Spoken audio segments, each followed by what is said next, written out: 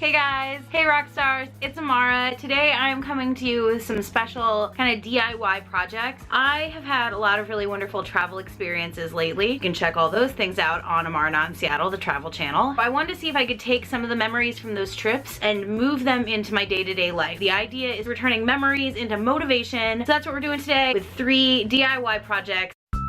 The first project we're tackling today is my Las Vegas inspired sparkle play button. I was thinking a lot about signs. I actually went to the Neon Sign Museum while I was in Las Vegas, and I was thinking a lot about neons, and that's kind of what I really took away, was just this really like bright, fearless color situation. And I wanted to create kind of a play button that had that same kind of vibe. To make this glowy Las Vegas inspired play button, here's what we did.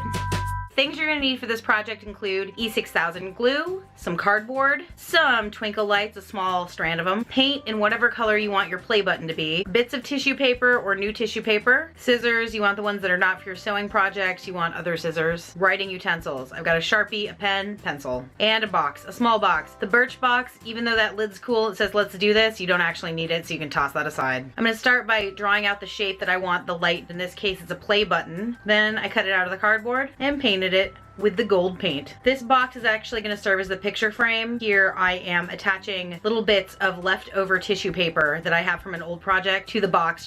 This is the color the play button is actually going to pop off of. I'm going ahead and using this old tissue paper to create background colors. Next I'm going to make little dots everywhere. I think I might want lights to go through this box. I'm going to use a lot of dots in this box because I'm going to try and really jam pack it with light. The idea being that I want this to be as much Vegas as possible. So lots and lots of little lights, even though it's a tiny space. It's going to create a really brilliant sign. So I marked out all kinds of holes all over the box. I want them both on the sides and on the actual interior. Then I'm going to poke through those holes. Now I'm using the old scissors poking through a box, so be careful. Now that you've got the holes in it, you're gonna want to put the lights in. You want to look at which side you're gonna use. You want to use the side that is not the plug side, and you're gonna count exactly 10 lights in and start threading them through the back of the box. You're gonna want to do the back of the box first and then come around to the outside of the box after that. So I'm threading them through one light at a time in each of these holes. As you guys are gonna notice, I actually ended up changing the lights that I used because I felt like the effect wasn't that good with these. These were all kind of a purple pink, and I went back and actually did it with these multicolored lights. There they are, the multicolored lights that I loved. And then we're gonna go ahead and drop a play button in there. Should you probably attach this first? Yeah, but I didn't, so this is just honesty. And bam, you turn it on and it's a glowing play button. Next up, we've got the VidCon poster. We're going to take the scheduling booklet, the booklet of activities from VidCon Europe. I kept one in really pristine condition because I loved the cover, and I knew I wanted to turn it into wall art, so that's what we went ahead and did here. Things you're gonna need for this project include, we're gonna take an old frame, some spray glue, some washi tape. I just pulled out a bunch of options I was considering, a piece of cardboard. I have an actual schedule booklet from VidCon Europe. This is what I'm gonna pull my visual from, and then this piece of scrap paper. First thing you're gonna wanna do is remove all the staples from your scheduling book and get rid of all the pages you're not using. All I want in this case is the cover, so that's what I did, and I cut the cover out. Kind of quick and dirty fast. But then I went and cleaned it up. I took the scrapbooking paper and I cut it into little squares. Then I reattached all of those pieces around the edge of the frame. There's not enough of them for me to fill the entire backing. That's fine because of the way I'm gonna do this. So it's only gonna really need just an edge of those colors.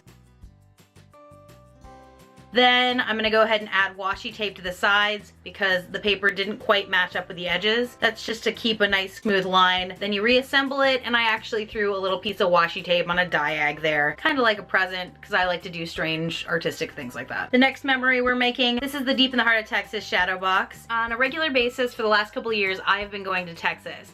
And one of the things I wanted to create was a memory that wasn't as much about a visual object, but was about a feeling. And in that case, there is no phrase that comes to mind when you spend a lot of time in San Antonio, at least for me, like deep in the heart of Texas. I wanted to create almost like a shadow box that reflected that quote, but also had a little bit of dimensionality. So I created a shadow box that has the quote, deep in the heart of Texas. Creates kind of this really cool multi-dimensioned thing that shares deep in the heart of Texas, like deep in the heart of that shadow box. All you're gonna need is some colored paper, whatever color you want your actual poster to be. You need a shadow box, which means a box really that's got a little bit of distance in it. Then you need just a pencil and paper in that same background color. Old cardboard. In this particular project's case, what I was thinking about was I wanted something that was a good quote. So I took the quote and I sketched one out. I just looked up Texas fonts and made my own. You could be more precise about this and actually print out those letters and trace them. I did not. I kind of freehanded this whole thing. Take that piece of cardboard and cut out a bunch of stars. If you're making one like I am, those are going to be the pieces that stick out from the actual picture. And I also found this little piece of gold ribbon, also recycled. I glued these stars right onto the picture in different places just to create really good dimensionality. And then I dropped that little piece of kind of gold ribbon at the bottom so it'll shift around a bit as you move that frame around.